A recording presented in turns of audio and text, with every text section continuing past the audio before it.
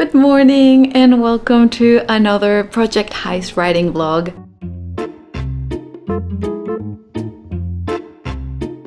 As you can see, I am quite sleepy because it's the morning and I'm about to get ready to head to work. And also, if this is not the first time you've seen one of my videos, I did cut my hair quite short. I think the hairdresser went a bit too far, but I'm growing to quite like it. It just takes a little bit to get used to it, and I've definitely not mastered the styling of it just yet. I was planning on cutting it quite a bit, maybe not this short, but I was going to do it once I finished this first draft of this project, especially because I'm doing it as a challenge and because I like to celebrate or do some kind of like ritualistic reward thingamajig, and I did need a haircut, but I kind of just lost patience and I just went for it, and this happened, and I'm happy with it now. It's funny, every time you go to reach for a big mane and you're met with not so much hair, it's like, whoa, where did that go? What happened? And in case you're new here, my name is Marina. I am a storytelling teacher and an aspiring author, and we're almost at the end of July, so that means this marks the first month of my writing challenge that I'm trying to achieve. I set for myself the goal to write the first draft of a new project that I'm writing, which is called Project Heist, and it's an adult fantasy with multiple POV. It's the first time I'm trying this particular structure, and I'm trying to document the whole process in these videos because I want to A, hold myself accountable, and B, create a nice memory in case I finish this book and I ever manage to get it published.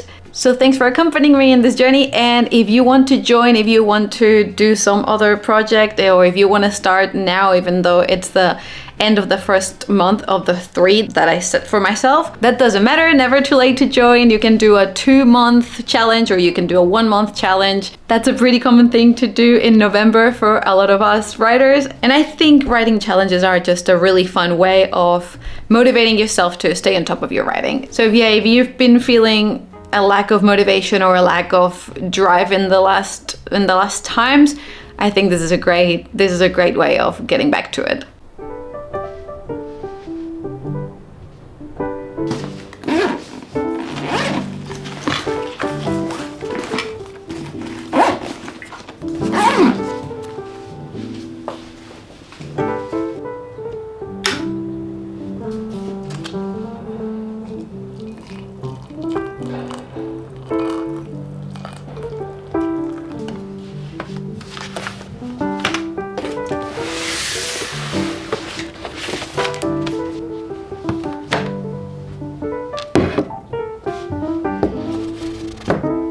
Been thinking quite a bit this last few days about writing and the motivation and the lack thereof. I was getting a little bit annoyed at myself because I was not being able to summon the motivation to write, and that's a little bit inconvenient when you're trying to do a challenge to write a draft in 3 months. I don't think it's enough time, especially when you're aiming for a long-ish type of novel. I'm trying to write an adult fantasy, and that should be somewhere around 100,000 words. I was happy to just get to 70,000, 80,000 with this first draft, because then I can go back to it and add more details or more development to certain aspects. And even though I think the time frame is sufficient, it is tight and there's not really any room for error. So I can really afford to get blocked. Actually, what I'm trying to do with this, with the whole point of the challenge is not that I can't afford, because there's nobody waiting at the end of this process for me to deliver a manuscript that is completed. That is precisely my intention with this whole thing. The idea is that if I do get blocked, I push forward anyway and I push through it. And even if what I write is shit, I'm still showing up and I'm still writing. And more than anything,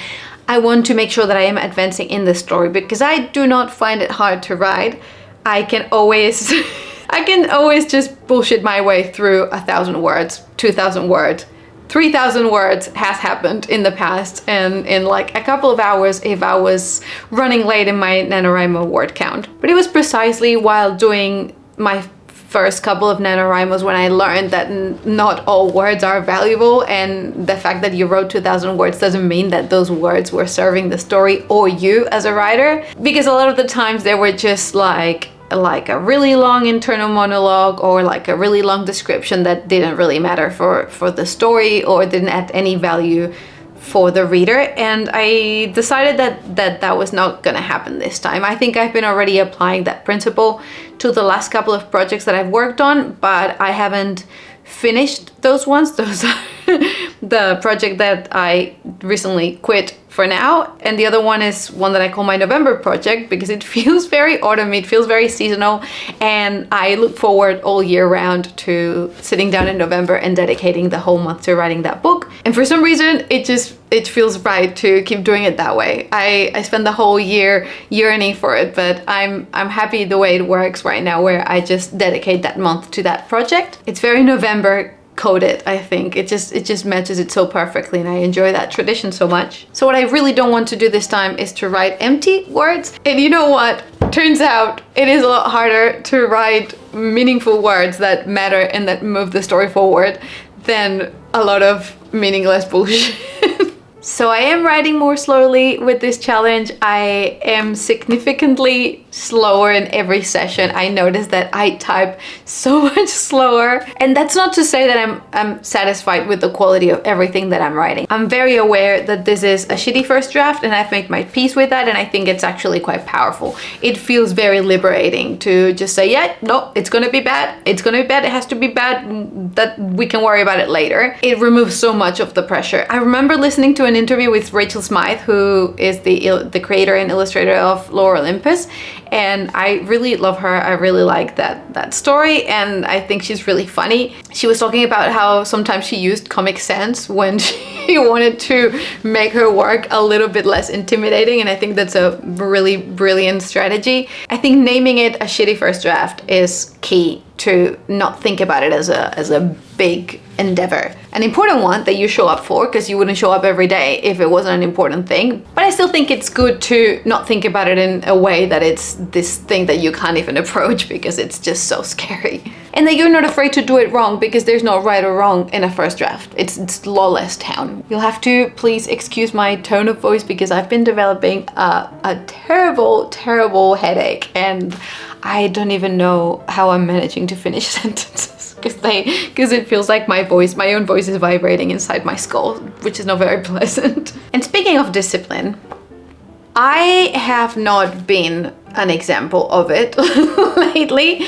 I have to say it was a mix of the circumstances and just me not being a perfect human being, despite what you might think. There was visitors coming over, there was events, there was festivals, there was a lot of fun things, nothing that bad. Then there was a couple of bad things. There was a couple of times I've been ill lately, which was not great. I'm still not fully recovered, and all of those things, the lack of sleep, the lack of a routine, the lack of a schedule, all the alteration thereof has made me weak to something that I profoundly hate, which is overusing my phone. I've been using it every day, all day. I've been using things that I don't like using, like for example, Instagram, because I feel like it sucks the time out of my day very, very easily, to a point where it's scary, where I very rarely go on Instagram, but when I do, I notice that the minutes disappear in a very meaningless way, but also in a very seamless way. It terrifies me to realize that I have no idea where these minutes go, because it does come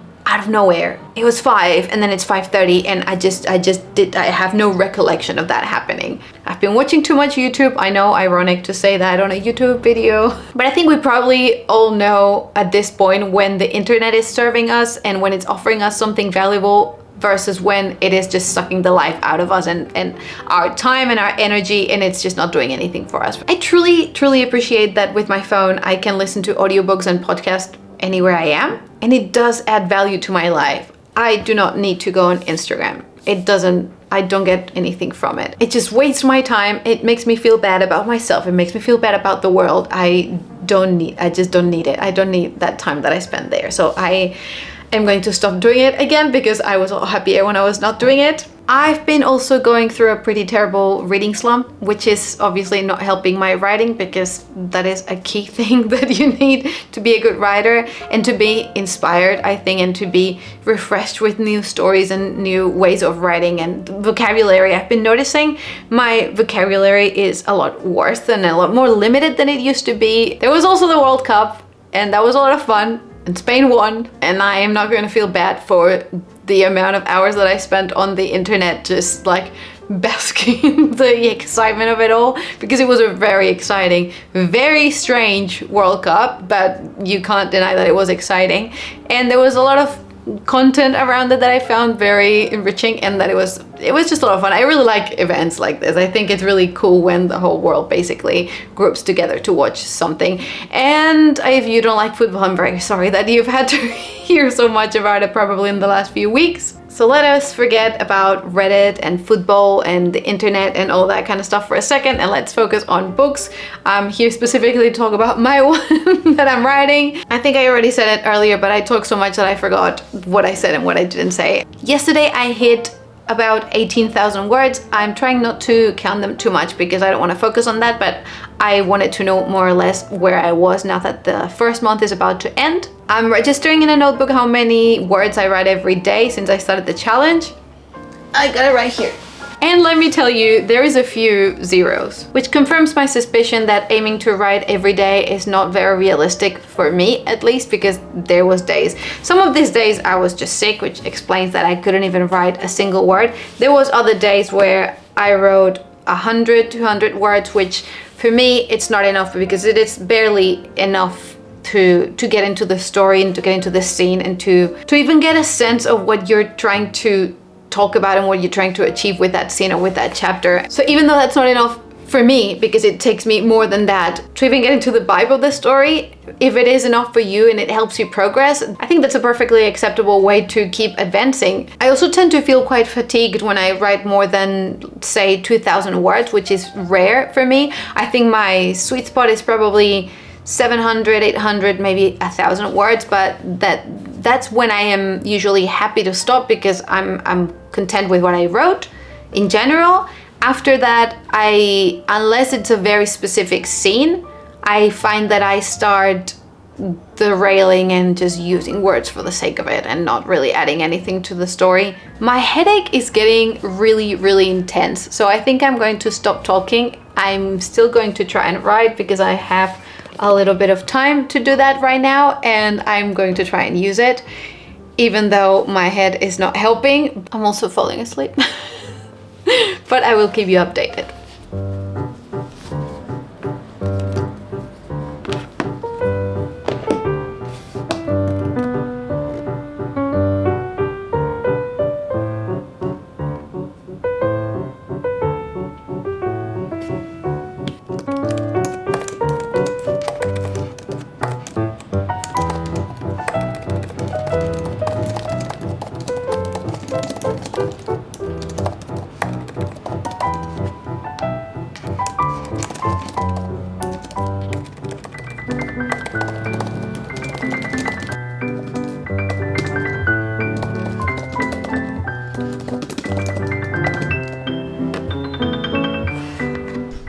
Oh, the zoom.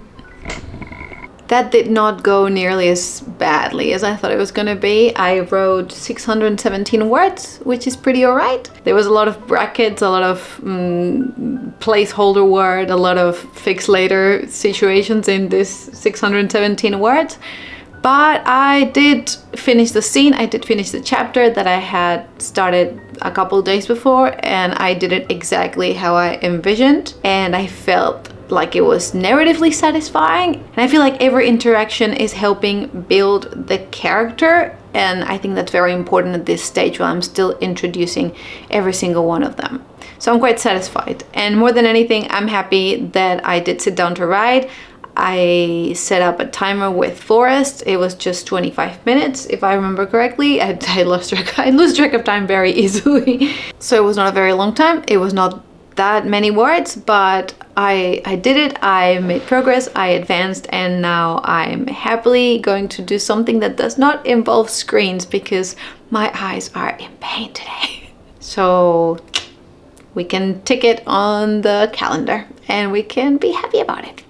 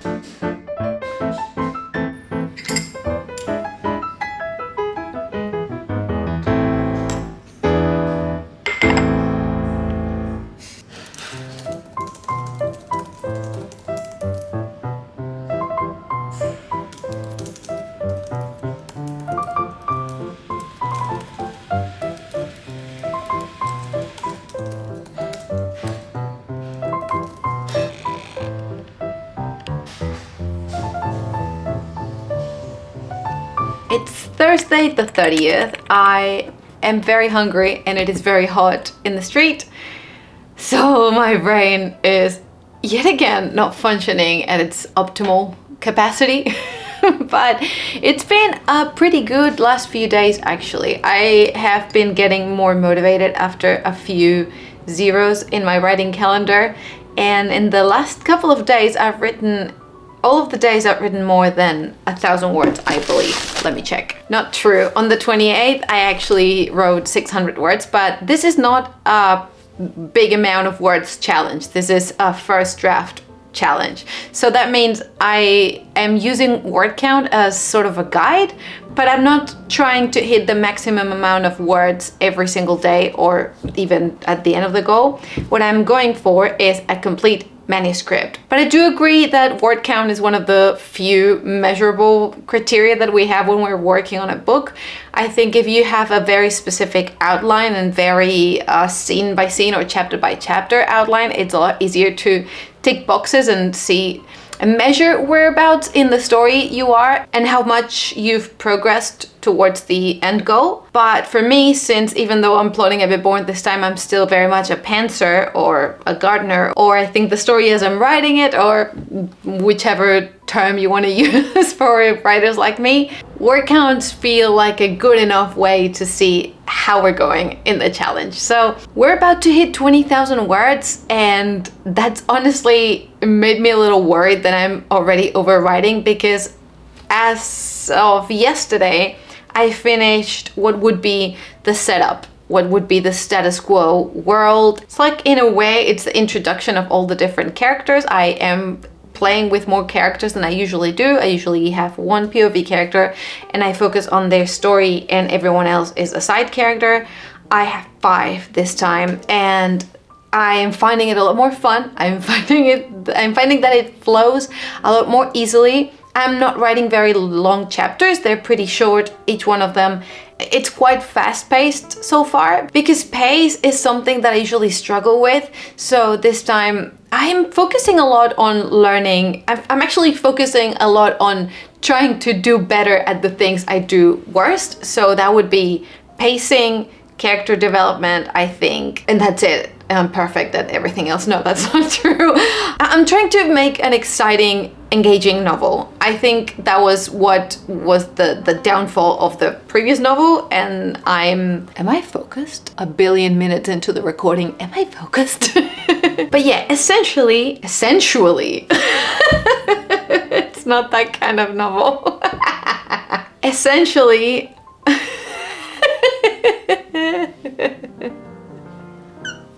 what was I even trying to say?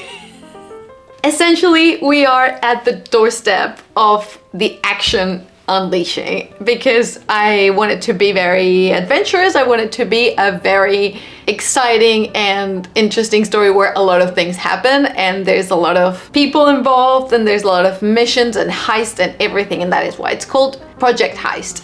What am I gonna do now? If you're wondering, I have not written a single word today because I had to rush this morning because I slept in a little bit. I took my tablet with me when I went to work today, hoping that I could stop somewhere like at a cafe or a library to do some writing, but honestly it was so incredibly hot outside. I just wanted to get home and work from here, because I also already went to a cafe yesterday, and I should not be going to cafes every single day because that's a lot of money at the end of the year. But it is absolutely true that I focus way better somewhere else. I think it's the body doubling, the accountability of having people around you, and the fact that in here at home I have everything I could possibly need, and all of the chores and things in the world that I could procrastinate with. And right now what's distracting me is that I'm quite hungry and I really want a snack. And earlier today I had this idea of baking cookies, even though it's terribly hot, but now I'm kind of craving the cookies, and now I kind of really want to bake the cookies. So but I should really write, but I'm too hungry. What if I bear with me, I don't think I'm going to be able to write unless I eat something. And how am I gonna eat anything other than the cookies, the home-baked cookies? Now that I've had the thought of home-baked cookies. But also, if I'm trying to be responsible, it's getting kind of late and I haven't written a single word. So shouldn't I prioritize that? I think I should. In terms of how the writing is feeling, I think it's feeling pretty good. I think I'm uncovering the story and the characters and their personalities and the world and everything and the rules and the magic and everything about it as I'm writing it. And it can be a little scary going into it not knowing any of these things, but it's also so much fun.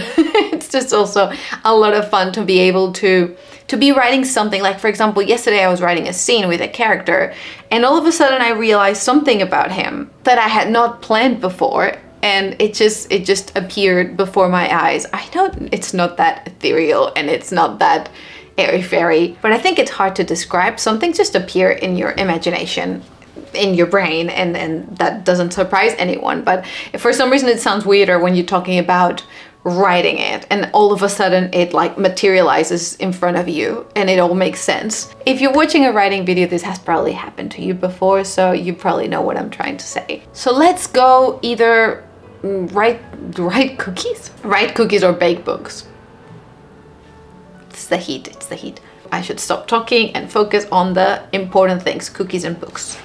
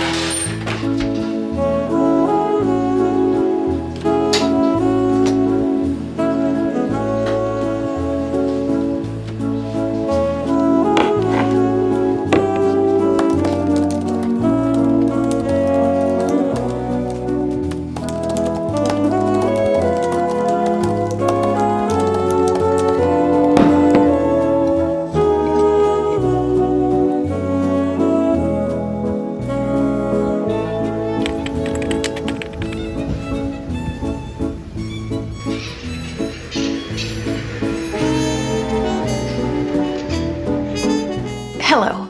What have we learned this month? I took notes so that I don't make life so difficult for my editing self and so that I try and stay on track a little bit. First, I have some stats for you. This month I've written in total 17,734 words.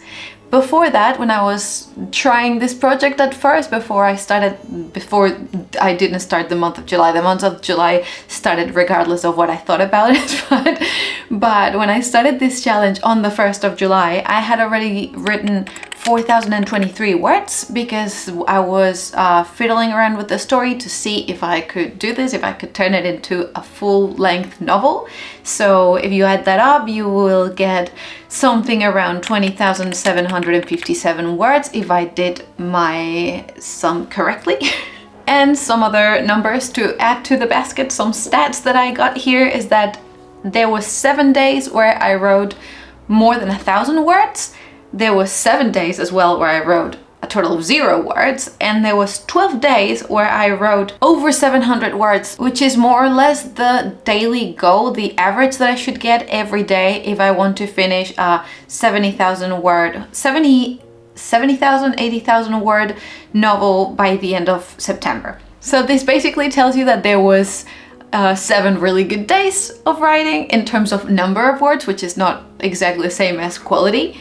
There was 7 days of complete absence of writing, and then there was, but most of the days I guess were somewhere in between, which is probably a good reflection of what life is. So like there's gonna be days where you do terribly, there's gonna be days where you do like incredibly well. Most of the days you're probably just doing fine or like all right.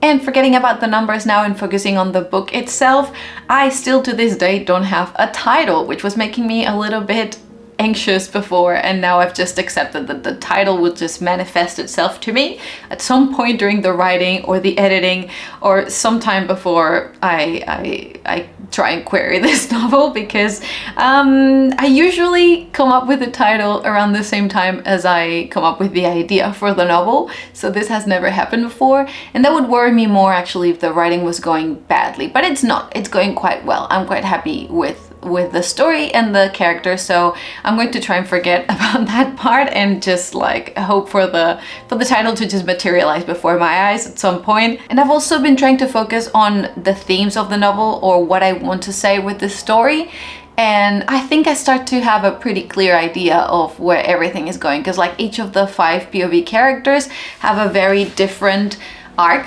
but and like very different origins. They have different personalities, and I think that's what makes this kind of novel so fun. But I do find I am starting to find like an overarching sort of general theme that gives cohesion to everything, and I'm quite happy with that, because I think it could feel like it just magically happened, but I think I have this intuitive idea of the story, and I'm putting some of that subconsciously in every bit of it, in the world, in the characters, in the plot, and hopefully at the end of the draft it is all cohesive, which probably it won't be, definitely won't be perfectly cohesive, but if it's not, then I can fix it later. But I think it is flowing pretty alright in that sense. In terms of my struggles, I've struggled more with motivation to sit down and write than with the writing itself. Once I get past the 5-minute, 10-minute mark, things start to flowing pretty smoothly, and at that point I kind of just would move into the world and stay there for the holidays and just explore and meet the characters. I think I really enjoy creating the world from scratch and finding inspiration from like this book or that movie or this like absolutely random idea that I had one day. And fellow fantasy writers out there, doesn't it make you feel so powerful that you can just determine the rules of this world and everything that goes on in it? And then at some point you kind of feel like you're losing control because you've established the structure and the rules and the magic and everything, and things start kind of being independent from you. But in this initial stage, I feel very almighty.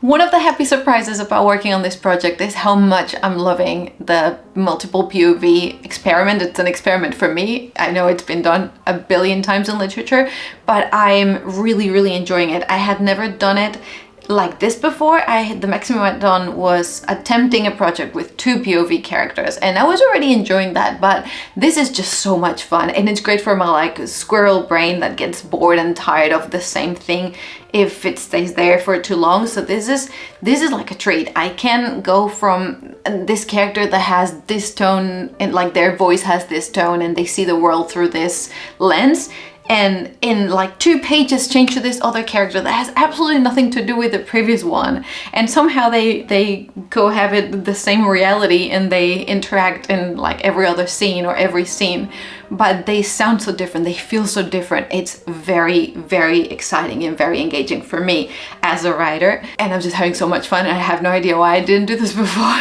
On a more personal level, I am very, very happy that I decided to share it with you guys, because this is the most motivating part of it all. Whenever I feel like I didn't write yesterday, may as well not write tomorrow, may as well just chuck this whole thing in the bin, because what's the point?